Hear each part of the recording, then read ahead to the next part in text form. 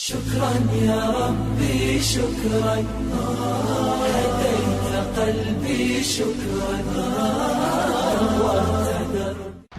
Bismillahir Rahmanir Rahim. I start in the name of God, the most beneficent, the most merciful, and welcome and greet all of you with the Islamic greeting of Assalamu alaikum wa rahmatullahi wa barakatuh. That means may God's peace, mercy and blessings be upon each single one of you. And some of you who are from the Christian background would be surprised to find out that Jesus, who we believe to be as a prophet, it says in the New Testament, chapter 20 of John, verse number 19, as soon as Jesus went to the upper chamber to meet his disciples, the very first thing that he mentioned to them was, peace be upon you. So that's how we meet and greet each other with the greeting of peace. Now, I have a short presentation, by the way. What you see up there are my 3 children. Well, not the middle one up there, right? The middle one was running around somewhere. He's 3 years old. I was born and raised in India. As I was growing up, I used to watch a lot of Hollywood movies. And the only perception I had of America and Americans is that each single one of you, you carry weapons, you go out with the weapons, and you shoot each other out, right? I know that's not the case, right? So with that being said, I want to thank all of you. First and foremost, as I walked in here, I saw our guest with flowers and handing those to our Muslims over here. And for that, I want to applaud all of you for doing that, for showing us the alliances for with the Muslims.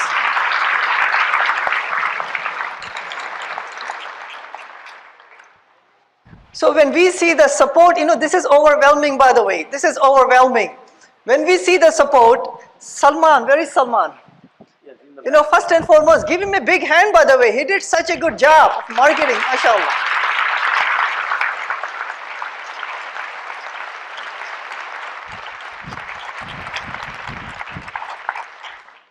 Last week he gave me a call, Brother Sabil, we have 70 people who RSVP'd. I said, wonderful, that is very good, right?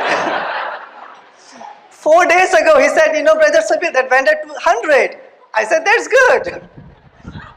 2 days ago he said 200. Yesterday he said 300. And last night he said maybe 400, right? I said, Houston, we have a problem, right?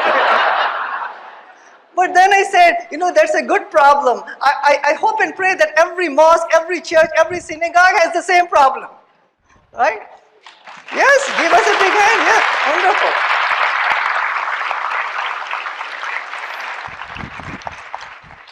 When I see presentations and open houses and alliances like this, that restores faith in humanity. That restores, really.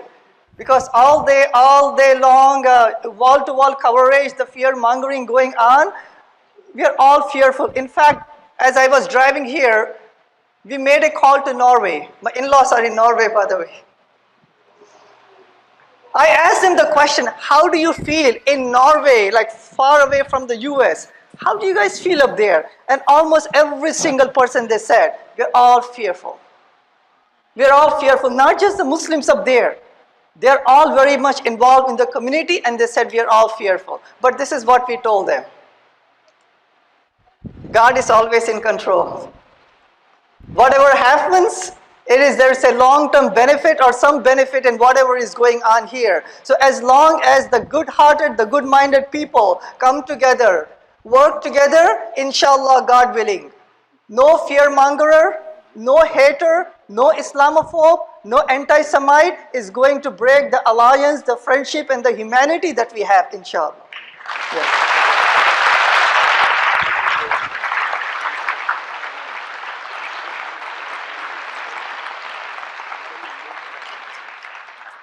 Some of you may have came up, all of you came here for the support.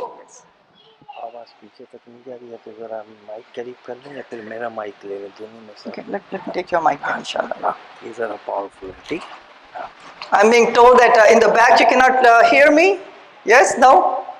You are able to, okay. No? Okay, let me take a different mic, inshallah.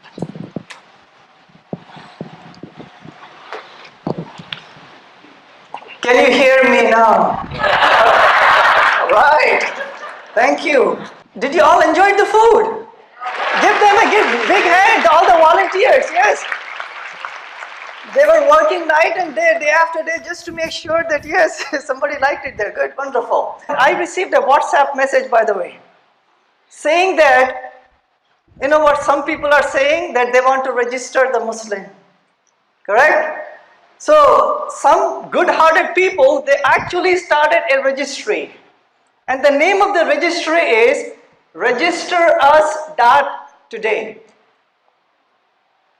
And so far in the last 2 days, 21,000 people registered for it. Yes. Right? Come on. Where is my friend Ken over here? Ken. Give him a big hand, by the way. Ken. Yes. What Ken has mentioned that really touched my heart is that Ken said, you know, Dr. Sabil, if they are going to start a registry for the Muslims, I would be the first one to register. Yes, give him a big hand again. That really meant, by the way, yes. In case if they do start a registry for the Jewish people, I would be the first one. If they start, yes. If they start for the African American, I would be the first one. If they start for the women, I would be the first one. Right? Come on, we have to. There would be a short presentation about Islam, the fundamentals, followed by the Q&A, because sometimes I do feel, just like as I was growing up in India, I had fear of the unknown because I did not knew the wonderful American people. In the same way, some people may have the fear of the unknown, lack of knowledge. And that's one of the reasons that people may have Islamophobia, fear of the unknown. So I'm going to provide a short quiz just to see where you stand in your knowledge of Islam. Are you ready for it? Yes? Your prize would be extra samosas. Right? Come on.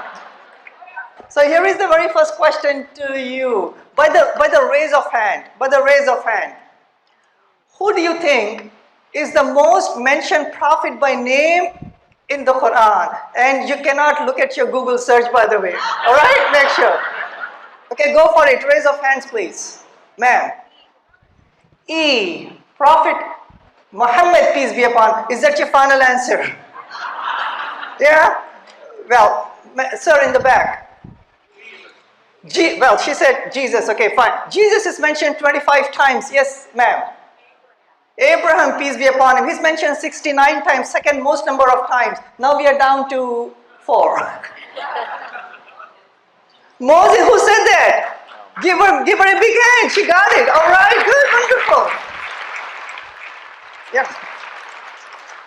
Moses is mentioned, Prophet Moses, peace be upon him, 136 times. The most number of times in the Quran, followed by Abraham, and Jesus mentioned 25 times, and Muhammad, peace be upon him, he's mentioned only 5 times. By name in the Quran. So the point I'm trying to derive is that Muslims, I cannot be a Muslim if I do not believe in the prophets of the old. For me to be a Muslim, I have to believe in Jesus, peace be upon him, and Moses, and Abraham, and Noah, and David, and Ishmael, and Isaac, all the prophets. So that shows the commonality that we have. That, you know, I have studied the Bible, by the way. When I study the Bible and the Quran, and I have studied the Vedas and different scriptures, I see close to 65 to 85 things in common. I usually say this, that there are more things in common that should unite us than things of differences that sometimes we fight over that divides us. So let's work on the commonalities that we have. Yes.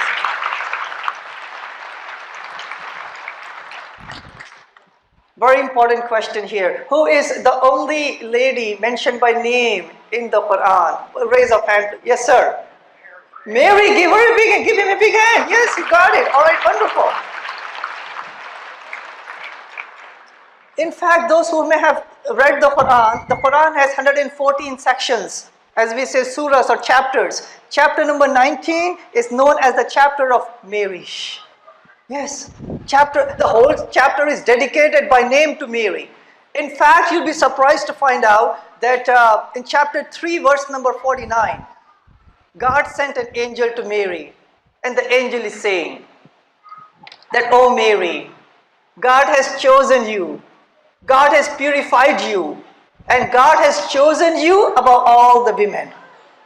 That's the honor, the respect, and the love that Islam gives and all the Muslims give to Mary, the mother of Jesus, peace be upon them. In fact, when you see the Muslim ladies wearing the hijab, they want to reflect the chastity, the modesty that Mary used to reflect. Now this one is the easiest of all, by the way. Who do you think Muslims worship? Show of hand. Yes, ma'am. Give her a big hand. You got it. Allah, all right. Now, I asked the same question to a friend of mine in the hospital. Joe, who do you think Muslims worship? And Joe, of all the answers, the one that he gave was number C, Buddha. I said, come on, man, Joe, you should know better. We don't worship a man or idol or creation. We only worship the Creator, who in Arabic, we call his name as Allah. All right, this is the last one, by the way. When do you think Muslims came to the US? Raise of hand. There's a, yes ma'am, up there, yes. Yourself. Yes. Yeah, give her a big hand. In the 1660s, yes. In fact, you'll be surprised to find out that many of your ancestors, when they came from Europe and different places, Muslims were already here to greet your ancestors. Yes? Yeah, come on, that's true. In fact, Muslims were celebrating Ramadan and Muslim holidays way before our Christian friends were celebrating Christmas with the Christmas tree. I wish and hope that our friend Mr. Trump was here to hear that. Right? What do you see up here? What is that building? That's the Willis Tower, right? Sears Tower, Willis Tower. Now, one of the main architects of the Willis Tower was no other than a Muslim from Bangladesh whose name was Fazlur Rahman. The reason I have his building up there is because I want to rub this in. I want to rub this in. That Willis Tower is taller than the Trump Tower, right?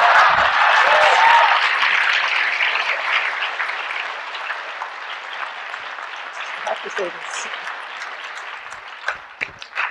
You may have heard the word Allah before. When we say the word Allah, we mean the same Creator who created all of us. Just in Arabic language, his word is Allah.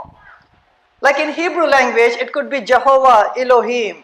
In the language of Jesus, it is Allah or Ilah.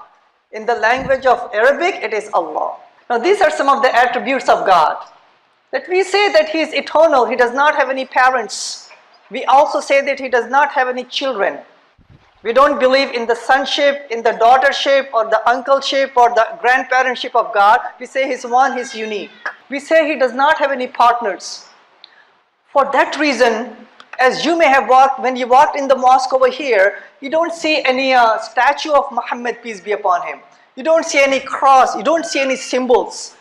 When we worship the Creator, we worship him directly because we say that he's all-knowing and he's all-hearing. So, for the love of humanity, Islam says that God wants to guide humanity. And to guide humanity, Islam says that God did not come down and became a human, he remained God and he appointed prophets and messengers. It says in the Quran, chapter 16, verse number 36, as humanity was increasing, then God gave the same commandment to other prophets and messengers, namely Noah, Abraham, Moses, Jesus, and the last one, Prophet Muhammad, peace be upon him. So let me ask you this quiz question. The absolute submission to one God in Arabic language is what? It's in there, by the way. You're looking at it. All right? Yes, ma'am. She got it. Give her a big hand. All right? Wonderful. 2 for 2. Yes. So we say that Islam is not a new faith. Islam, submission to one God, is the same fundamental truth that God gave to all the prophets and the messengers. So for that reason we say that Islam is not a 7th century faith. Islam was not founded by Muhammad, peace be upon him. Islam was given to the very first human, and all the prophets were given the same fundamental truth. Worship the Creator and not the creation. So in wrapping up, my dear Muslims, my dear guests, my dear fellow Americans and fellow humans, there are challenges in the world. There is a lot of bigotry and fear-mongering and hatred and racism and terrorism out there in the world. But there are more people who are good-hearted and good-minded. They are. And all of you, yes, all of you.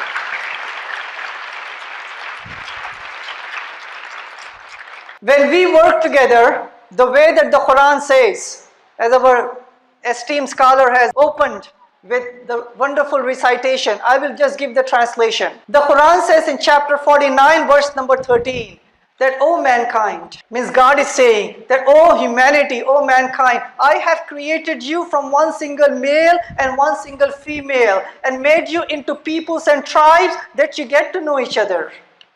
That you get to know each other. Not that you may despise each other, but you get to know each other. And then God says that the best amongst you is the one who is the most well-mannered person. So I hope and pray that all of us working together, we can defeat fear and fear-mongering and anti-Semitism and Islamophobia, and inshallah, God willing, we can establish societies which are based upon morality, which are based upon equality, which are based upon unity, justice and peace for all. And when we do that, inshallah, God willing, not only we can make America great again, we can make, inshallah, the whole world great again. Thank you very much.